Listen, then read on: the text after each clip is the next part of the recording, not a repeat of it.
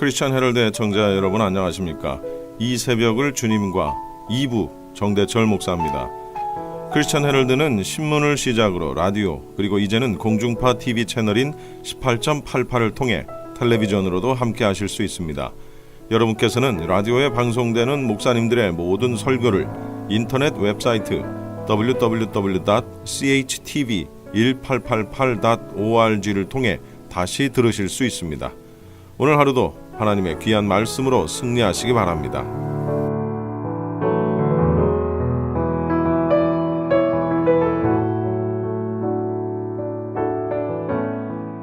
이 시간에는 먼저 주예수 사랑교회 김준식 목사님께서 다니엘서 9장 24절로 27절까지를 본문으로 이스라엘과 세계와의 관계라는 제목의 설교 말씀해 주시겠습니다. 그 한 일회가 끝나면 세상이 완전히 끝나게 되는 것입니다. 다니엘서 9장 26절에서 62일의 후에 기름 부음을 받은 자가 끊어져 없어질 것이며 장차 한 왕의 백성이 와서 그 성읍과 성소를 회포하려니와 그의 종말은 홍수의 음물됨 같을 것이며 또 끝까지 전쟁이 있으리니 황폐할 것이 작정되었느니라 했는데, 여기에서 한글 번역은 이 문장의 의미를 분명하게 전달하지 못합니다.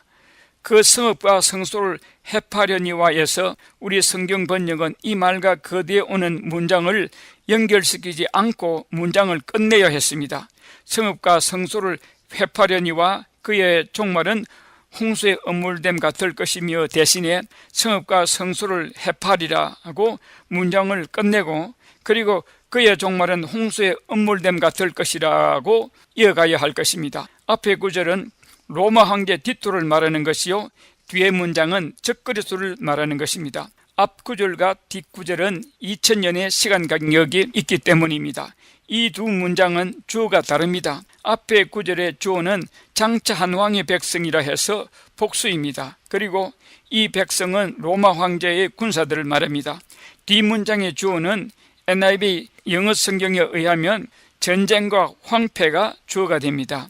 NIV 성경 번역을 보면 26절에 The people of the ruler who will come will destroy the city and the sanctuary. The end will come like a flood. War will continue until the end. And the desolations have been decreed라고 했습니다. 그리고 27절에 한 일회가 다시 등장합니다. 그가 장차 많은 사람으로 더불어 한 일회 동안의 언약을 굳게 정하겠고 해서 그는 적그리스도를 말합니다. 이 한 일회는 7년 환란 기간인데 우리 성도들에게는 7년 환란이지만 적그리스도와 거짓 선지자에게는 엄청난 일을 성취한 때입니다. 인간 역사에 있어 수많은 영웅 호굴들이 온 세상을 정복해 보겠다는 꿈을 꾸었지만 이루지 못했습니다. 니무롯, 진시황, 징기스칸, 나폴레옹, 히틀러, 일본 군국주의자들이 침략 전쟁을 해서 이웃 나라들을 정복했지만 지구의 극히 적은 부분들이었습니다. 그런데 이 적그리스도는 명실상부 전 세계 인민들과 나라들을 한 단일 국가로 통일했습니다. 엄청난 일을 해냈습니다. 어마어마한 인물들입니다. 그러나 이들의 때는 7년으로 끝납니다. 이 한 일회가 이때 다시 시작됩니다. 그것이 성경책 다니엘서 9장 27절에 예언되었으며 예언된 대로 이루어지고 있는 것입니다.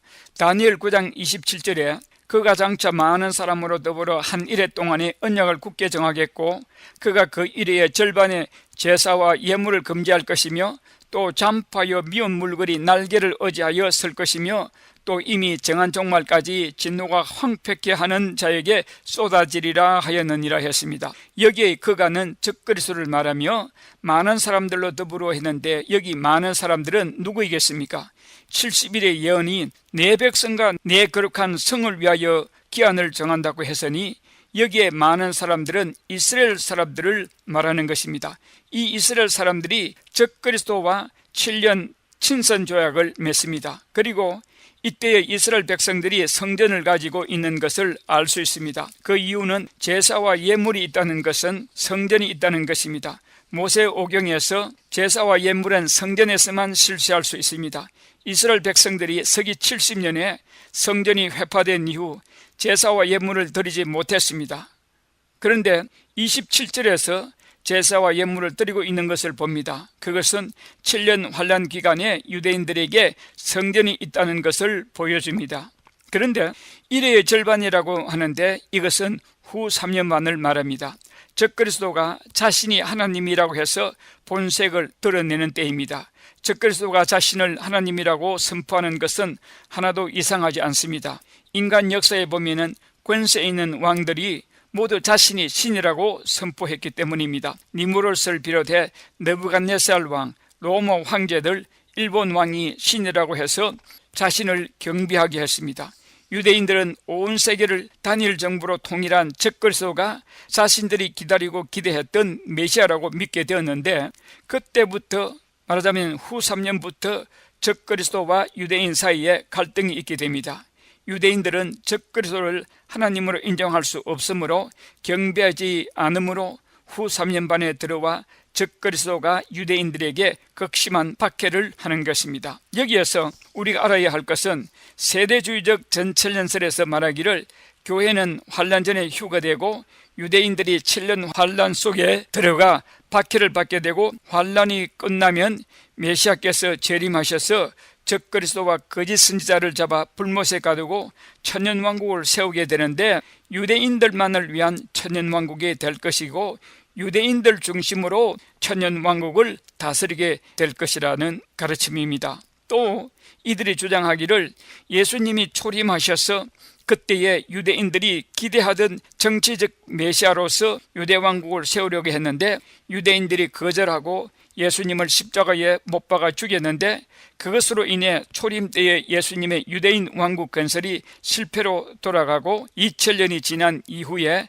천년왕국에서 유대인들의 세계왕국을 세우게 된다는 것입니다. 잘못된 교리입니다. 요한계시록을 기록한 주님의 목적은 7교회에 주기 위해서였습니다. 이 7교회는 7유형의 교회들로서 그 시대에 생존했던 모든 교회가 이 7유형의 교회에 속하게 되고 그때로부터 세상 끝날까지 존재하는 모든 교회들을 포함합니다. 계시록은 유대인에게 주신 것이 아니라 교회에 주신 것입니다.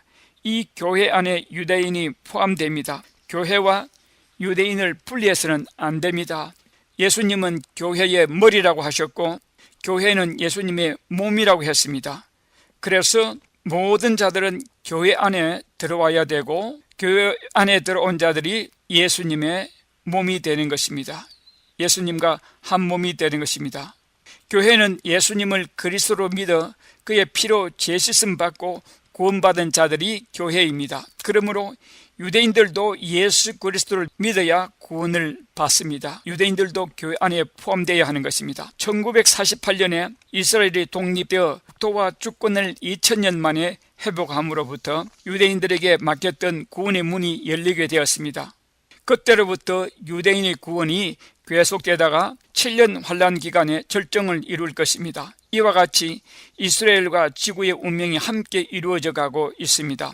이스라엘의 상황이 어떻게 전개되는가를 유심히 관찰해야 할 것입니다. 이스라엘은 지구의 나침판입니다. 둘째로 예수님이 예언에서의 이스라엘과 지구의 운명입니다. 첫째는 다니엘 예언에서의 이스라엘과 지구의 운명인데 이번 두 번째는 예수님의 예언에서의 이스라엘과 지구의 운명에 대해서 말씀드리겠습니다. 예수님께서 다니엘 9장에서 구약시대의 다니엘에게 70일의 예언을 주셨듯이 유대 땅에 성육신하여 오셔서 이스라엘 백성과 예루살렘에 대한 예언을 많이 하셨습니다. 예수님께서 예루살렘의 멸망에 대해서 예고한 말씀이 많습니다. 마태복음 23장 3절에서 39절에서 예루살렘이 선지자들과 의인들을 핍박하고 죽였는데 그 죄값이 다 너희에게 돌아가리라. 이 세대에게 돌아가리라. 너희 집이 황폐하고 예루살렘 성과 성전이 황폐하되 돌 하나도 돌 위에 포개지지 않고 다 무너지리라 했습니다. 마태복음 24장 1절과 누가복음 19장 43절에서는 날이 이를지라 내 원수들이 토성을 쌓고 너를 둘러 사면으로 가두고 돌 하나도 돌 위에 남기지 아니하리라 했습니다. 누가복음 21장 6절과 20절에서는 너희가 예루살렘이 군대들에게 에워싸이는 것을 보거든 그 멸망이 가까운 줄을 알라고 했습니다. 그리고 24절에는 저희가 칼날에 죽임을 당하며 모든 이방에 사로잡혀 가겠고 예루살렘은 이방인의 때가 차기까지 이방인들에게 밟히리라고 예언하셨습니다. 예루살렘의 파괴와 멸망의 예언이 다니엘서 9장 26절에 장차 한 왕의 백성이 와서 그 성읍과 성소를 회파할 것이란 예언과 같이 다니엘에게 예수님께서 구약시대에 주셨고 또한 예수님께서 이 땅에 오셔서 다니엘에게 주셨던 그 예언을 예수님이 직접 말씀하고 있는 것입니다. 그리고 이 예언을 한 지 불과 33년쯤인 주후 70년에 다니엘서의 한 왕의 백성인 디토가 군사들을 이끌고 와서 다니엘의 예언과 예수님의 예언을 성취했습니다. 이 예언대로 AD 70년에 로마 장군 디토가 와서 예루살렘 성을 황폐시키고 사람들을 죽이고 포로로 잡아갔으며 유대인들이 그 땅에 살지 못하도록 했습니다. 디토 역시 로마의 황제가 되었습니다. 여기 한 왕의 백성에서 이 왕이 디토라고도 말할 수 있습니다. 디토가 그의 군사를 이끌고 와 예루살렘 성과 성전을 회파했습니다. 그리고 주님께서 이스라엘 백성과 그 성의 멸망만 예언한 것이 아니라 이 백성들이 다시 회복될 것을 예언하셨습니다. 마태복음 24장 32절에서 35절에 무화과나무 비유에서 이스라엘이 죽을 것이고 그 죽었던 이스라엘이 다시 소생하게 될 것이라 예언하셨는데 그 예언대로 1948년 5월 14일에 유엔의 결의에 의해 이스라엘이 하루 만에 다시 독립 소생하게 되었습니다. 그런데 이 이스라엘의 독립이 이방인들에 의해 이루어졌다는 사실입니다. 이스라엘이 하루 만에 소생하려는 예언이 이사야서 66장 7절에서 8절 말씀에 예언되었는데 그 예언대로 그대로 이루어졌습니다. 셋째로 이스라엘이 복음을 배척한 원인에 대해서 말씀드리겠습니다. 이스라엘이 복음을 배척한 원인이 무엇이며 언제가 되면 예수님을 그들의 메시아로 영접하게 될 것이며 그때가 되면 무슨 일이 일어나는가 하는 문제입니다. 예수님이 지상의 공생의 사역을 하실 때에 유대인들 즉 바리새인들, 서기관들, 사두개인들이 끈질긴 방해와 거부가 있었습니다. 왜 그랬을까요? 그 원인을 예수님께서 밝히셨고 사도 바울도 밝혔습니다. 유대인들은 예수님께서 이 땅에 계실 때로부터 지금까지 예수님을 그들의 메시아로 믿지 않습니다.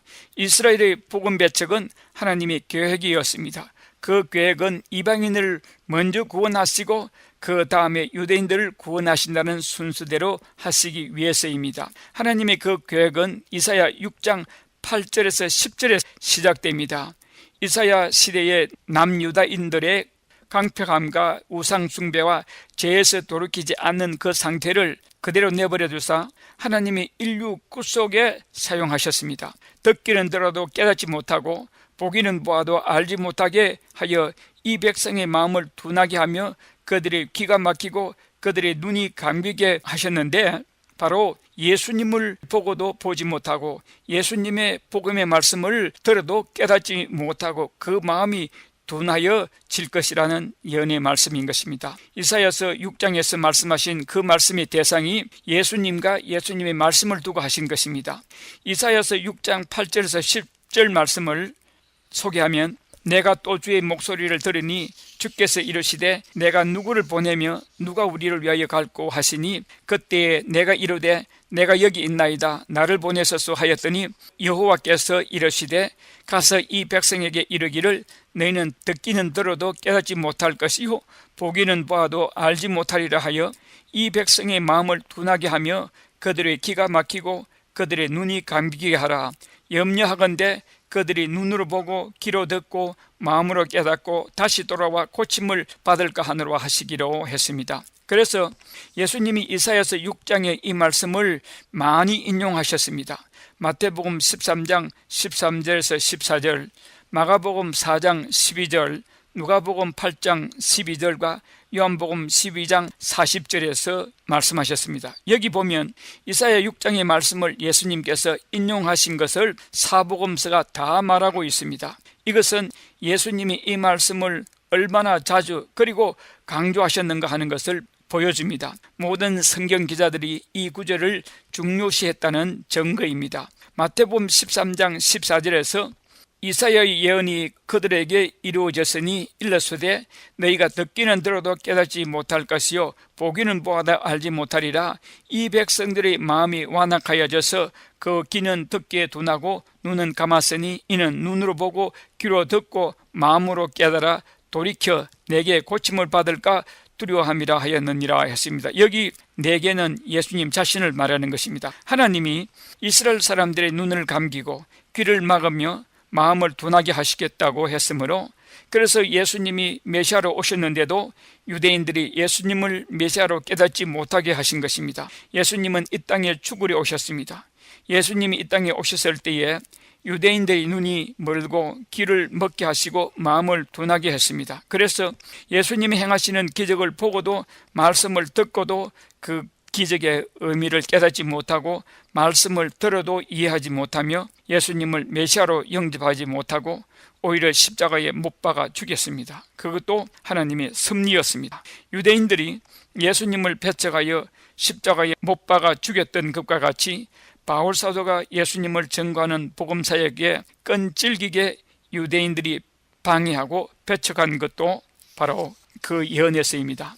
처음에는 예수님도 잃어버린 어린 양 유대인들에게 복음을 먼저 전하라고 제자들에게 지시했습니다. 그리고 바울 사도 역시 각 지방마다 가서 복음을 전할 때에 유대인 회당에 먼저 들어 복음을 전하려고 했으나 유대인들이 복음을 거부할 뿐만 아니라 바울 사도가 이방인에게 복음을 전하는 것까지도 방해했습니다. 그러다가 사도행전 18장 5절에서 6절에서 복음의 방향이 완전히 이방인에게로 향하게 됩니다.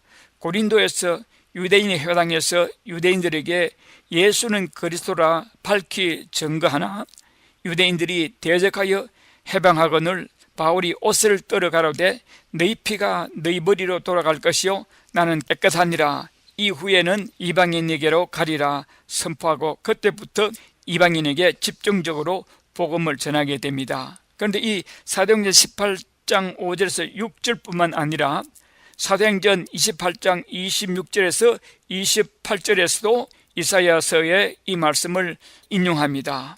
그리고 사도행전 28장, 사도행전이 28장으로 끝나게 됩니다. 바울 사도가 이사야 6장의 이 말씀을 그들에게 인용하고 28절에 그런즉 하나님의 이 구원이 이방인에게로 보내어진 줄 알라 그들은 그것을 들으라 하더라 했습니다. 유대인들은 듣지 않았지만 이방인들은 들을 것이라고 말하고 있습니다. 사도행전 28장 26절에서 28절은 사도행전이 끝나는 순간입니다. 이 장면은 바울이 제수로서 끌려온 때입니다. 죽으려 온 때입니다. 유대인들에게 잡혀 고소당하여 로마로 끌려와 죽기 전까지 유대인들에 대한 복음의 미련이 남아있어서 유대인들을 불러서 복음을 전했지만 그들이 끝끝내 복음을 배척하고 떠나는 유대인들의 등을 향하여 한 말인 것입니다. 그러나 한편 바울 사도가 사도행전 28장 26절에서 28절에서 이사야서 6장을 인용하면서 하나님께서 유대인들로 귀머거리 당달방서로 만든 것은 이방인들을 구원하기 위해서라고 했습니다. 또한 로마서 11장 7절에서 13절에 그러므로 내가 말하노니 그들이 넘어지기까지 실족하였느냐 그럴 수 없느니라. 그들이 넘어짐으로 구원이 이방인에게 이르러 이스라엘로 시기나게 함이니라. 이 말씀에서 하나님께서 이사야를 통해서 유대인들이 예수님을 메시아로 믿지 않게 하신 것은 그들로 믿지 않게 하는 동안 이방인의 정한 숫자가 차기까지 유대인들의 마음을 강팍하게 하겠다고 하신 것입니다. 로마서 11장 25절에서 26절에서 형제들아 너희가 스스로 지혜 있다고 하면서 이 신비를 너희가 모르기를 내가 원하지 아니하노니 이 신비는 이방인의 충만한 수가 들어오기까지 이스라엘에 들으는 우둔하게 된 것이라. 그리하여 온 이스라엘이 구원을 받으리라. 기록된 바 구원자가 시온에서 오사 야곱에게서 경건하지 않은 것을 돌이키시겠고 했습니다. 넷째로 이스라엘의 구원이 시작에 대해서 말씀드리겠습니다. 그런데 이사야 선지자가 자기 민족이 하나님께로부터 잠시 동안 버림을 받게 되었음에 대해서 몹시 슬펐습니다. 그래서 하나님께 묻기를 언제까지 이스라엘 백성들의 눈이 감기게 될 것입니까? 하고 묻습니다. 하나님께서 말씀하시기를 이사야서 6장 11절에 내가 이르되 주여 어느 때까지이니까 하였더니 주께서 대답하시되 성읍들은 황폐하여 주민이 없으며 가옥들에는 사람이 없고 이 토지는 황폐하게 되며 여호와께서 사람들을 멀리 옮기셔서 이 땅 가운데에 황폐한 곳이 많을 때까지니라 했습니다.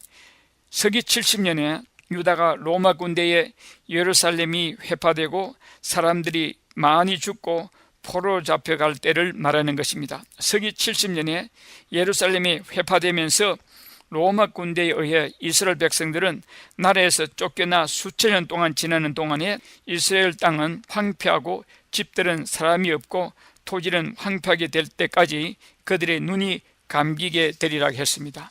그런데 이 쫓겨났던 자들이 돌아와 1948년에 나라를 재건하고 1967년 6.1 전쟁에서 2000년 동안 이방인들에게 짓밟혔던 예루살렘이 부분적이지만 다시 유대인들에게 돌아오고 들에는 다시 곡식들이 자라고 집들이 다시 들어서게 되고 쫓겨났던 자들이 다시 돌아오고 주민이 다시 살게 될 때는 그들의 눈이 다시 밝혀질 거리라는 말씀인 것입니다. 그러므로 이사야서 6장 11절의 예언이 우리 세대에 이루어졌습니다.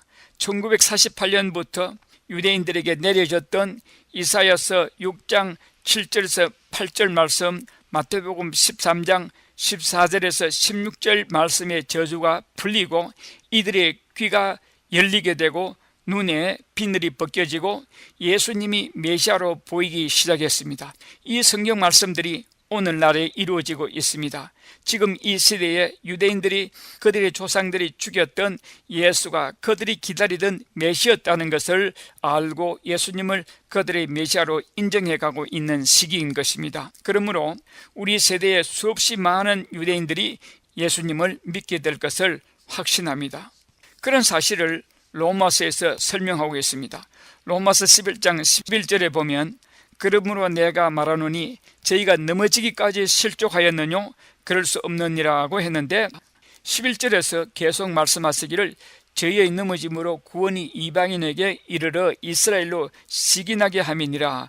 저희의 넘어짐이 세상의 부요함이 되며 저희의 실패가 이방인의 부요함이 되거든 하물며 저희의 충만함이리요 에서 이스라엘 백성들이 실패함으로 인해서 이방인들이 부요하게 됐는데 이스라엘 백성들이 회복돼서 충만하게 되면 이방인들은 더 큰 축복을 충만함을 받게 될 것이라는 의미인 것입니다.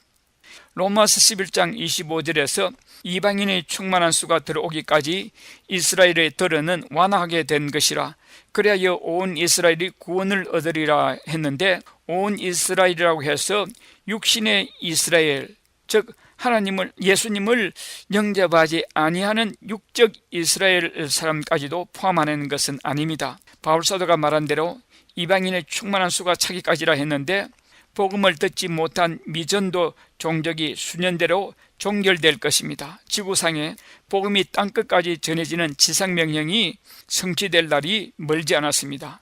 예수님은 재림의 때에 대해서 두 가지 면에서 예언하셨는데 그것은 선교적 입장에서와 유대인들의 회심의 입장에서입니다. 선교사들은 마태복음 24장 14절에서 모든 나라와 백성과 나라들의 복음이 선포되어야 그제야 끝이 오리라고 말씀하셨으므로 땅끝까지 복음을 전하려고 애쓰고 있습니다. 그리고 유대인들의 회심에 대해서는 마태복음 23장 39절에서 말씀하셨는데 예수님이 유대 민족들에게 말씀하시기를 너희가 주의 이름으로 오시는 자여 찬송을 받으실저다라고 너희 입술의 고백이 나오기 전까지는 예수님을 보지 못하리라고 하셨습니다. 그리고 미전도 종족들은 복음을 잘 받아들이는 데 비해서 이미 복음을 받아들인 지역에서의 복음 사역은 거의 제로 상태입니다. 전도가 되지 않습니다. 그렇다면 이방인의 충만한 수가 거의 차고 있다는 말이며, 반대로 유대인들에게는 복음의 문이 활짝 열려 있다는 말씀인 것입니다. 우리는 유대민족의 구원을 위해 열심히 기도하며 전도해야 하겠으며, 동시에 이스라엘의 동향을 면밀히 살펴야 하겠습니다. 지금까지 주예수 사랑교회 김준식 목사님의 귀한 말씀이었습니다. 주예수 사랑교회는 17910 사우스 프레얼리 애비뉴 토렌스에 위치하고 있으며 주일 오전 11시 예배가 있습니다. 교회 홈페이지는 www.loveofjesuschurch.com이며 교회 전화번호는 213-434-3129 213-434-3129번입니다. 김준식 목사님께서는 21세기의 세계 동향을 계시록의 시각으로 해석하는 요한계시록의 증언이라는 제목의 책을 2권을 펴내셨습니다. 목사님의 책은 일반 서점이 아닌 목사님께 직접 연락하셔서 받으실 수 있습니다. 또한 이 시간 목사님의 설교를 CD로 받기 원하시는 분들도 함께 연락을 하시기 바랍니다.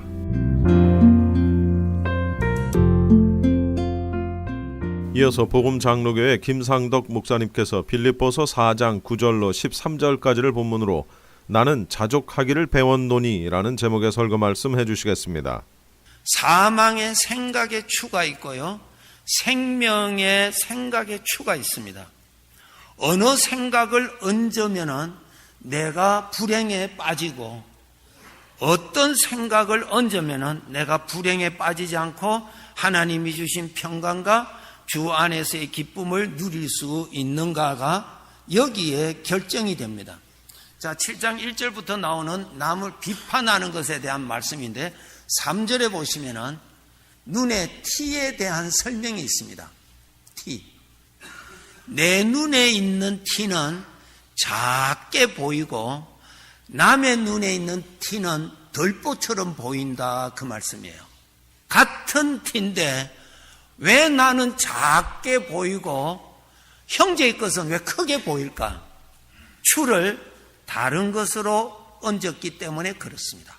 우리 사람은 죄성이 있어서 이기적으로 추를 씁니다. 나한테 좋은 쪽으로 추를 써요.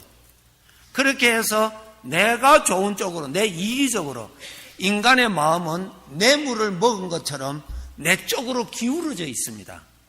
인간은 평정을 지킬 수 없습니다.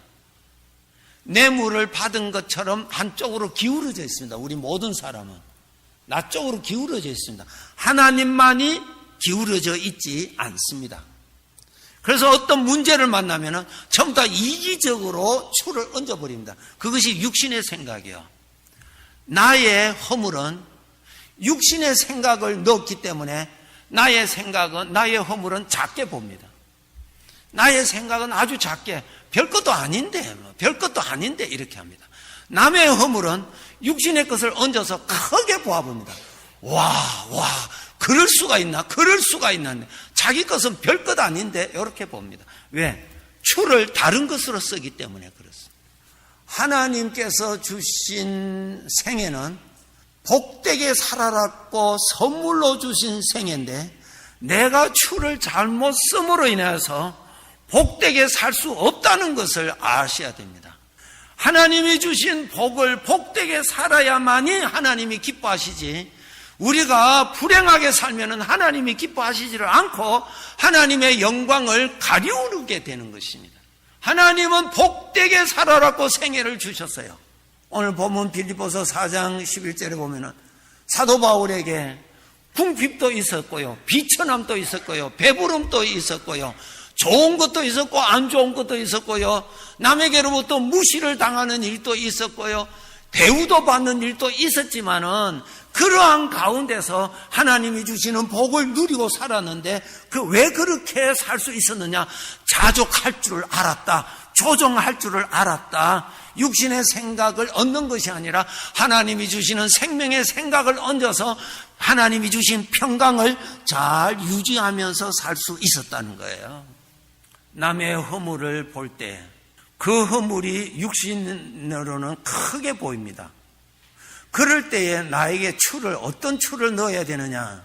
하나님이 주시는 겸손의 추를 계속 올리셔야 됩니다. 겸손을 얹으셔야 돼요. 겸손해요. 나는 마음이 온유하고 겸손하니 나의 멍에를 메고 배우라. 그래야면은 내 마음이 쉼을 얻으리라. 그랬어요. 남의 허물을 들보처럼 보이면은 내 마음에 쉼이 없습니다. 아주 피곤합니다. 이건 내가 잘못해서 내가 지금 거두어드리는 것입니다. 주님이 말씀하십니다. 나는 마음이 온유하고 겸손하니 내 멍에를 메고 배우라. 그러면 내 마음이 쉼을 얻으리라. 내가 주는 온유함과 겸손함을 얹어라. 겸손을 얹어라.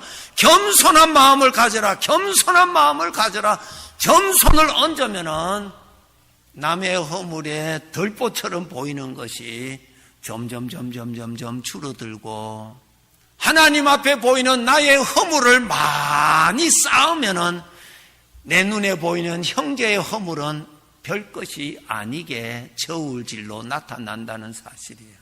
내가 형제의 허물을 아는 것보다 내가 살아오면서 지금까지의 내 허물을 내가 훨씬 많이 알고 그 허물은 훨씬 많습니다.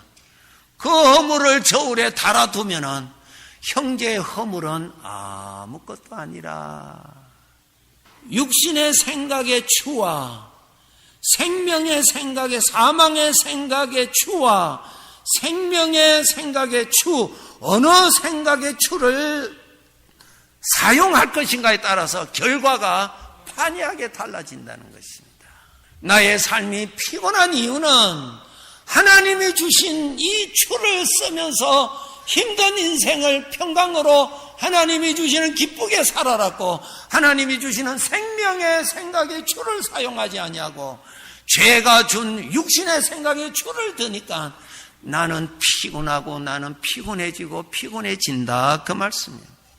사무엘하 9장 6절 7절에 보시면은 다윗에게 또 나타납니다. 다윗에게 나타난 사건 6절 7절 우리 함께 읽겠습니다. 사울의 손자 요나단의 아들 무비보셋이 다윗에게 나와 그 앞에 엎드려 절하매 다윗이 이르되 무비보셋이여 하니 그가 이르기를 보소서 당신의 종이니이다. 다윗이 그에게 이르되 무수하지 말라. 내가 반드시 내 아버지 요나단으로 말미암아 내게 은총을 베풀리라. 내가 내 할아버지 사울의 모든 밭을 다 내게 도로 주겠고 또 너는 항상 내 상에서 떡을 먹을지니라 하니라. 예, 다윗 왕 앞에 무비보셋이라는 남자가 아주 두려운 가운데 엎드려 있습니다. 그 사람이 누군가 하면은 다윗 왕을 끝까지 죽이려고 했던 사울 왕의 손자입니다. 그리고 그 사람은 누군가 하면은 다윗이 어려움 중에 있을 때에, 생명의 위험 중에 있을 때 자기를 돌봐주고 격려해 주었던 둘도 없는 친구 요나단의 아들입니다. 한 사람인데 어떻게 생각하느냐에 따라서 완전히 결과가 다릅니다. 다윗 왕 앞에 엎드려 있는 무비보셋은 원수 사울 왕을 생각하면 사울 왕의 손자이기 때문에 복수하고자 하는 충동이 일어나게 하는 것이요, 자기 친구 요나단을 생각하고 그 무비보셋을 보면은 자기 아들처럼 돌보아 주고 싶은 사랑이 일어나는 사람입니다. 사망의 생각이 일어날 수도 있고 생명의 생각이 일어날 수 있는 두 종류가 일어납니다.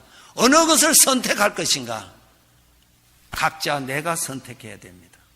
에덴 동산에서 아담 하와가 선택할 것을 하나님이 주셨습니다. 마귀가 충동했던 것을 선택함으로 인해서 하나님이 주셨던 모든 복까지도 빼앗기고 그냥 쫓겨나는 신세가 되어버렸습니다. 우리가 이 세상을 살 때 항상 선택하면서 사는 것이 인생입니다. 선택의 연속이 인생이에요. 어느 것을 선택할 것인가 하는 것입니다. 선택하실 때에 내가 주인이 되어서 선택하지 마세요. 나의 목자가 되시는 주님을 따라서 선택을 하시는 것이 주님을 모시고 사는 사람이요. 나 스스로는 바르게 판단할 수 없기 때문에 주님을 모신 사람이요. 나는 바르게 볼 수가 없기 때문에 바르게 볼 수 있는 분 예수님을 나의 인도자로 모신 사람이기 때문에 주님의 인도하심을 따라서 우리는 선택해야 되는 것입니다. 내가 선택하는 것이 아니요, 우리는 죄인이요, 우리는 부정한 자요, 우리는 뇌물을 먹은 처럼 기울어진 사람이기 때문에 누구를 따라가면서 선택해야 됩니다. 그렇기 때문에 나의 목자이신 예수님을 나의 생애에 모신 것입니다. 그래서 어느 추를 사용할 것인가 하는 거예요. 다윗 왕 앞에 무비보셋이 있습니다. 똑같은 사람인데 사울 왕을 생각하면은 복수하고 싶고, 자기를 괴롭혔던 과거의 아픔이 충동을 일으키는 사람이 되고, 요나단을 생각하면은 어려운 중에서 자기 생명을 지켜주었던 은혜의 자요, 자기의 자식과 같이 돌봐줘야 할 마음이 일어나게 하는 사람입니다. 어느 것을 선택할 것인가 하는 것입니다. 여러분, 뿌리는 대로 거둡니다. 심는 대로 거둔다는 하나님의 말씀이 있습니다. 육신의 것을 뿌리면은 육신의 것을 거두고요, 생명의 것을 뿌리면은 생명의 것을 거두게 돼 있어요. 구원받은 자일지라도 사망의 것을 뿌리면은 사망을 거두고, 구원받은 자일지라도 생명을 뿌리면은 생명을 거두는 법이에요. 우리가 이것을 알고 선택을 하셔야 됩니다. 우리가 오늘 들으면서 내가 반드시 생명의 생각을 가지고 내가 선택하리라. 우리가 이것을 가는 것이 믿음의 길이에요. 그래서 우리가 각각 자기 행한 대로 심판받는다고 말씀하셨어요. 각각 행한 대로 상을 받는다고 말씀하셨어요. 구원은 하나님의 은혜로 받았지만은 우리의 삶 속에는 늘 믿음으로 살아야 되는 거예요. 선택하면서 살아야 되는 거예요. 어둠을 선택했으면 어둠으로 가게 되고요, 빛을 선택하면 빛으로 가게 되어 있는 겁니다. 다윗은 그 어려운 생활에 여호와는 나의 목자시니 내게 부족함이 없었다고, 그는 참 어려운 가운데서도 목자를 모셨습니다. 누구를 따라갈 것인가를 모셨다고요. 누구를 의지해야 할 자를 모셨다고요. 하나님을 믿는 우리가 내가 주인이 되어서 사는 것이 아니라 나의 주인 주님을 따라가는 것이 믿음 생활입니다.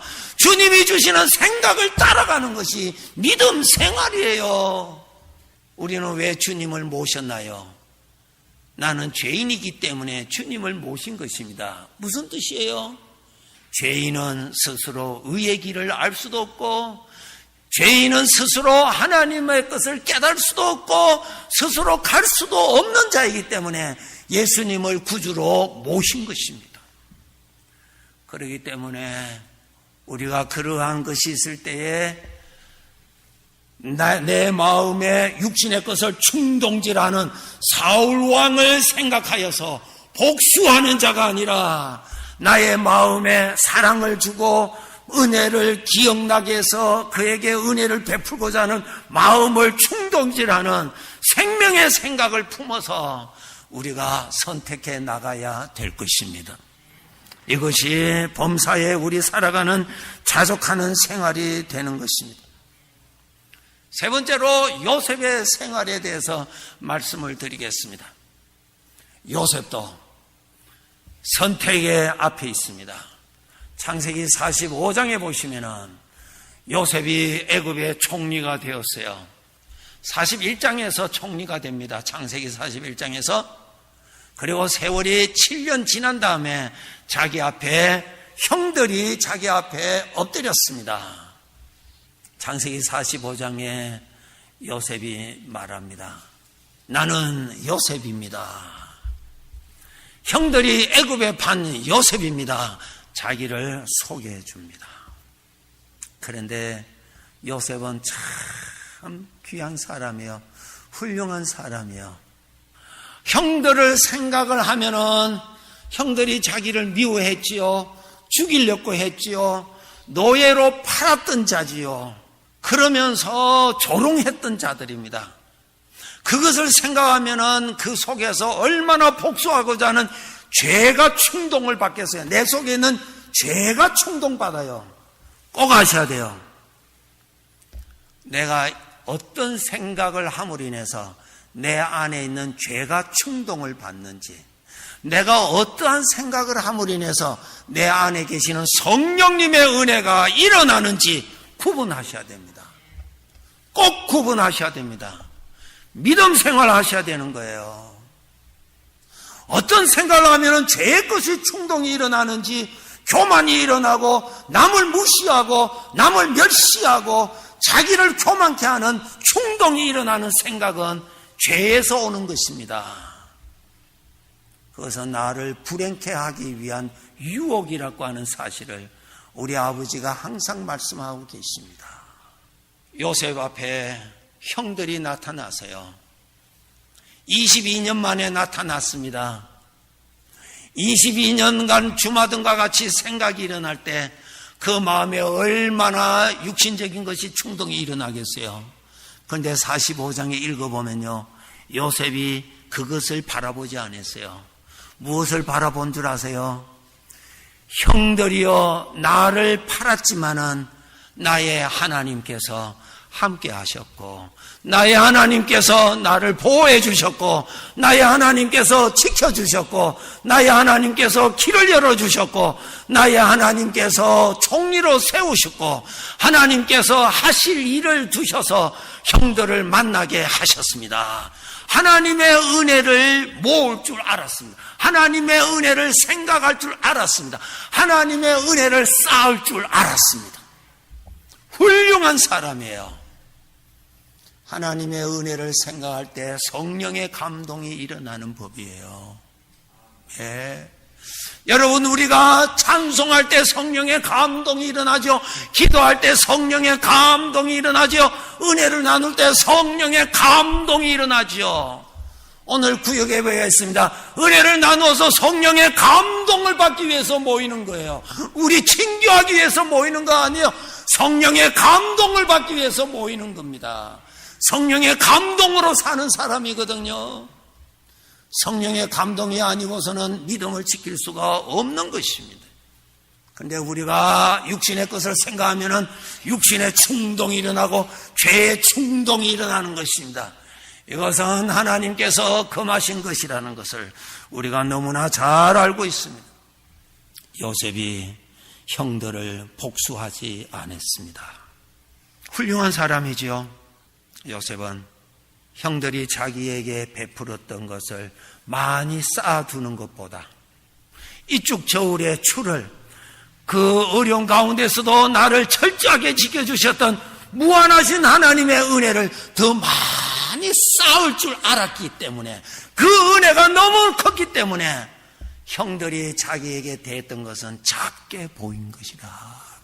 참 훌륭한 사람입니다. 나이 37세입니다. 그때가 37세 나이에 훌륭한 믿음의 소유자였습니다. 우리와 성정이 똑같은 사람입니다. 형들로 인해서 자기가 겪었던 노예 생활을 생각하면 얼마나 울분이 일어나겠어요. 그냥 복수를 해도 10번 100번 해도 시원치 아니하도록 일어나겠죠. 그의 생각, 내게 능력 주시는 자 안에서 내가 할 수 있다. 무슨 능력? 사망의 생각에 매여서 그 생각이 주는 대로 받아먹는 노예가 아니라 거기에서 떠날 수 있는 자유, 떠날 수 있는 능력, 하나님에게로 갈 수 있는 능력, 하나님이 주시는 것을 누릴 수 있는 능력을 사도 바울이 누렸다는 사실이에요. 이 능력은 하나님께서 우리에게 다 주신 것입니다. 내게 능력을 주신 것입니다. 요셉은 형들이여 나를 팔았으므로 한탄하지 마소서. 내가 당신과 당신의 자녀와 당신의 재산을 내가 다 보호해 주겠다고. 어떻게 그 젊은 나이에 37세 나이에 어떻게 그러한 넓은 마음을 가질 수 있었을까? 비결은 그가 그 어려운 중에서, 그 어려운 인생의 중에서 하나님의 무한하신 은혜를 그는 쌓을 줄 알았기 때문에, 하나님의 은혜를 무한히 쌓을 줄 알았기 때문에 형제들로 받았던 것이 작았던 것입니다. 훈련이 되지 아니하면은 하나님으로부터 받은 은혜는 우리는 별로 쌓지 아니하고 억울한 것만 쌓아두었더니 태산같이 커서 숨이 콱콱 막혀버립니다. 하나님이 주신 행복의 삶을 살아갈 수가 없게 되는 함정이 되는 것입니다. 하나 더 비유 말씀드리고 마칠게요.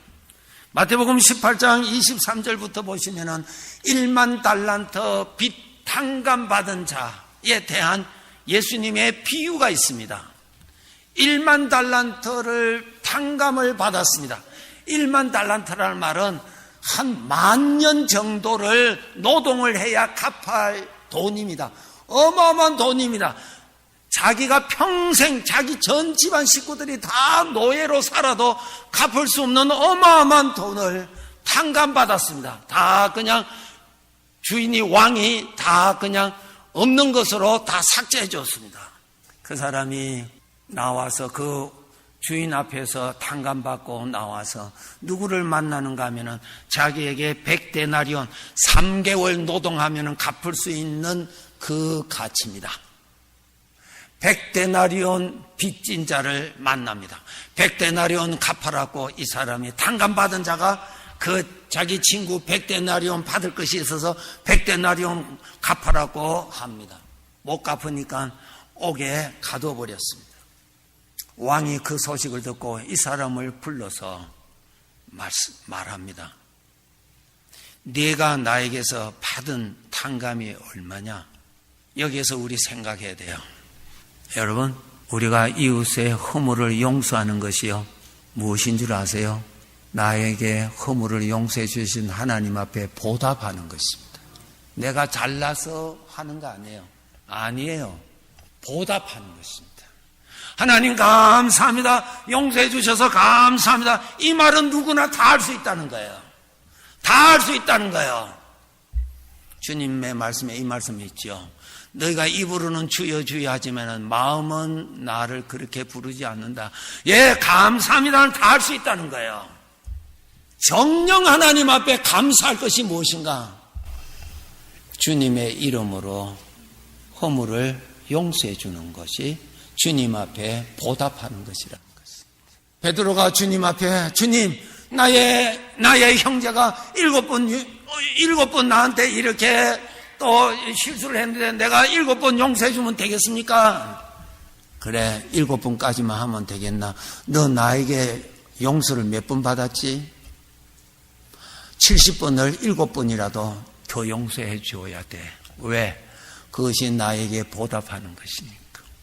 용서는 용서해주고 내가 칭찬받을 일이 아니라 주님 앞에 보답하는 길이라, 그 말씀. 우리가 세상을 살아가는 데 있어서 하나님이 주신 평강을 누리고 살아야 됩니다. 주 안에서의 기쁨을 누리고 살아야 됩니다. 이 단어가 오늘 본문에 있기 때문에 제가 반복적으로 말씀드립니다. 9절에 보시면은 그리하면 평강의 하나님이 너희와 함께 계시리라. 평강이라는 단어가 있습니다. 10절에 보시면은 주 안에서 크게 기뻐함이라는 단어가 있습니다. 주 안에서의 기쁨, 하나님 안에서의 평강을 우리가 누리고 살아야 되는데, 이것이 육신의 생각으로 잘못 사용하면은 이것이 다 깨어진다는 사실이에요.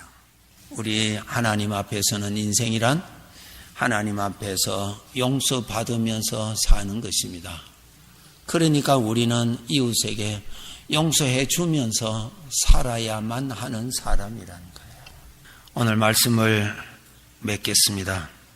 우리 주님께서는 복되게 살기 위해서 생명의 생각을 사용하라고 주셨습니다.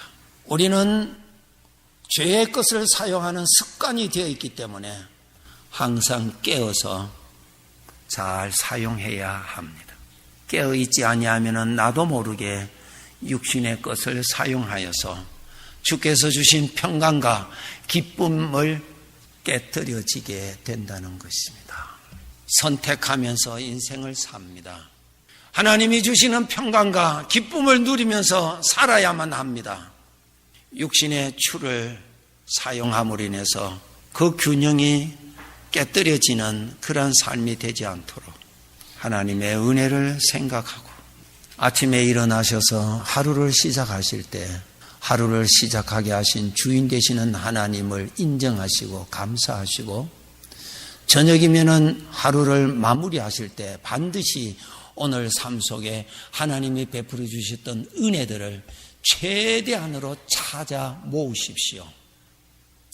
그러한 경건한 생활의 습관이 되셔야 궁핍에도 비천에도 여러 가지 아픔에서도 하나님의 은혜의 주를 잘 사용해서 평강의 삶을 누리고 살아갈 수가 있습니다. 주님의 이름으로 축복합니다. 기도하겠습니다.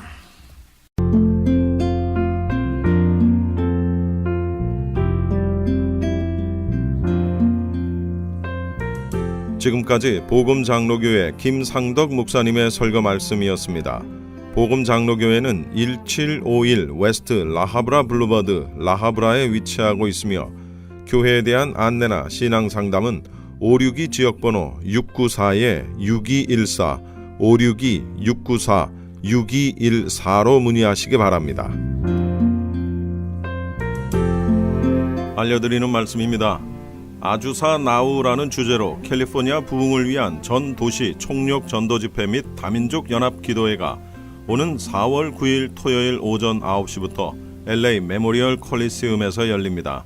이번 집회에는 12만 명의 성도들이 모여 미국이 다시 한번 영적으로 거듭나기를 위해 기도하고 또한 캘리포니아의 부흥을 위해 기도할 것입니다.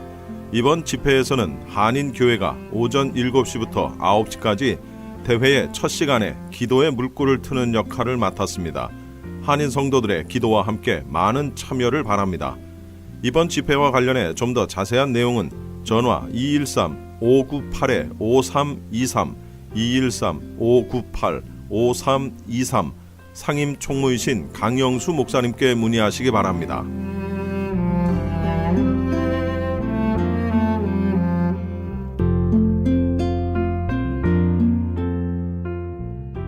평신도를 깨우는 국제 23기 제자훈련 지도자 세미나 소식입니다. 평신도를 깨워 예수의 온전한 제자로 세우는 제자훈련 지도자 세미나가 남가주 사랑의 교회에서 오는 4월 18일 월요일부터 23일 토요일까지 진행됩니다. 제자훈련 지도자 세미나는 제자훈련의 철학과 구체적인 사역 방법론을 제시하여 세상을 변화시키는 생명 공동체로 이민교회를 보다 건강하게 세울 것입니다. 사랑의 교회 오정현 담임 목사와 남가주 사랑의 교회 노창수 담임 목사가 주 강사로 진행이 될 제자훈련 지도자 세미나에 목회자 여러분을 초청합니다. 등록 마감은 3월 31일 목요일까지며 등록처는 남가주 사랑의 교회 국제제자훈련원 전화번호 714-635-3000 714-635-3000번입니다.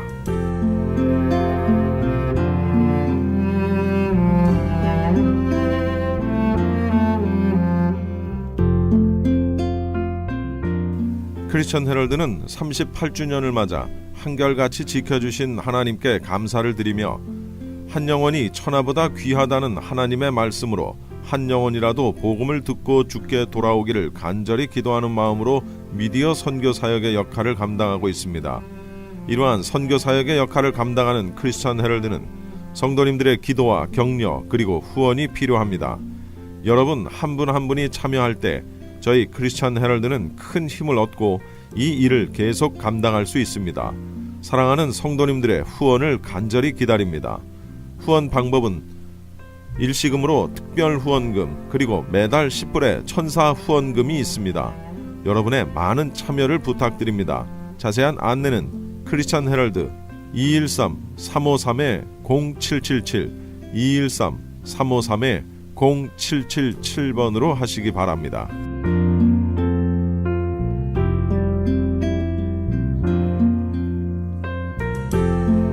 지금까지 크리스천 헤럴드에서 보내드린 이 새벽을 주님과 1부, 2부 순서 모두 마치겠습니다. 오늘 하루도 승리하는 하루 되십시오. 내일 뵙겠습니다. 고맙습니다.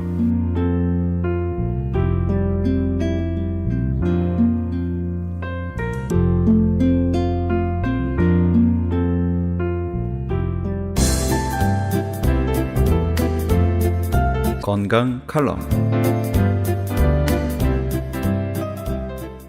안녕하세요. 건강 칼럼 19번째 시간입니다. 성인 3명 중 1명은 혈관 질환을 앓고 있다고 합니다. 대표적인 혈관 질환은 중풍, 뇌졸중이죠. 심장병, 협심증, 심근경색을 비롯하여 피부염, 여드름, 생리 이상 등으로 모두 혈액이 제대로 순환되지 않을 때 생기는 병들입니다. 피가 깨끗해서 몸에 있는 혈관 구석구석까지 원활하게 피가 잘 공급되면 건강을 유지할 수 있습니다. 우리 몸의 세포는 피가 운반해주는 영양소와 물, 산소를 통하여 성장하는데 혈액이 오염되면 세포가 활력을 잃고 병이 생깁니다. 그러니까 모든 병은 피가 오염되어서 생긴다고 보시면 됩니다. 건강검진 때 피 검사만으로도 암을 비롯해 상당수의 질병을 찾아내는 것도 혈액 오염과 건강이 밀접한 관계가 있기 때문입니다. 혈액은 산소를 운반하는 적혈구, 세균과 바이러스 등의 이물질이 우리 몸에 침입했을 때 이를 막아주는 백혈구, 출혈을 막고 혈관을 복구해주는 혈소판 등이 있다고 지난 시간에 말씀드렸습니다. 몸속에 깨끗하지 못한 피가 있으면 아침에 잠자리에서 일어난 직후에 숨쉬는 호흡에서 나쁜 냄새가 나거나 눈에 눈곱이 끼기도 하고 콧물이 차있고 소변 색깔이 진합니다.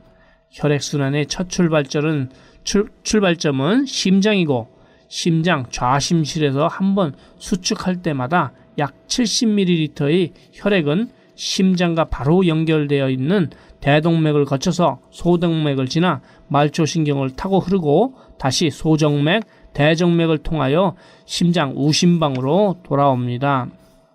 심장은 혈관의 총 길이 10만 킬로미터의 혈액을 공급하기 위하여 하루에 10만 번 이상 펌프질을 하는데 이것은 약 30만 톤에 해당하는 어마어마한 양입니다. 심장에서 나온 혈액은 신체의 모든 곳과 모세혈관으로 연결되어 있는데 뇌로 가는 모세혈관이 막히면 뇌에, 눈으로 가는 모세혈관이 막히면 눈에, 심장으로 가는 모세혈관이 막히면 심장에 병이 나는 것입니다. 특히 혈액순환에 중요한 역할을 하는 곳은 심장, 간장, 폐, 신장, 비장 등이 있고 심장이 좋지 않으면 혈액순환이 원활하지 않아서 입술, 손, 발, 다리가 차가워지고 색깔도 파랗게 변하기도 하고 손발이 저리고 경련이 일어나기도 합니다. 간은 혈액을 깨끗하게 청소할 뿐 아니라 혈액을 저장했다가 필요한 곳에 적당한 양을 공급해주는 저장 창고 역할을 합니다. 폐는 숨을 쉬어 혈액에 깨끗한 산소를 공급하고 이산화탄소를 밖으로 내보내서 혈액을 맑고 깨끗하게 만드는 혈액 청정기와 같다고 생각하시면 됩니다. 비장은 섭취한 음식물을 잘게 부수고 소화시켜서 건강한 혈액을 구성하는 데 필요한 영양소를 공급합니다. 신장은 사구체라는 필터를 통해 불필요한 노폐물은 걸러내고 쓸만한 혈액만을 재활용하는 것인데 신장의 역할에 따라서 혈액이 1급수, 2급수, 3급수인지가 결정됩니다. 하나님께서 우리를 흙으로 만드셨기 때문에 좋은 흙에서 자란 식물에서 채취한 미네랄을 드시면 1, 2주 안으로 놀라운 효과를 보시게 됩니다. 이 시간에 강력한 유기농 혈액 개선제를 소개해 드립니다. 무슨 병에 걸렸든지 큰 효과를 주는 신비한 기적의 영양제 M3, 유태인 특수 영양제 M3, 무료 건강 상담 및 기적의 영양제 M3 구입에 관한 문의는 213-435-9600번, 213-435 9600입니다. 감사합니다.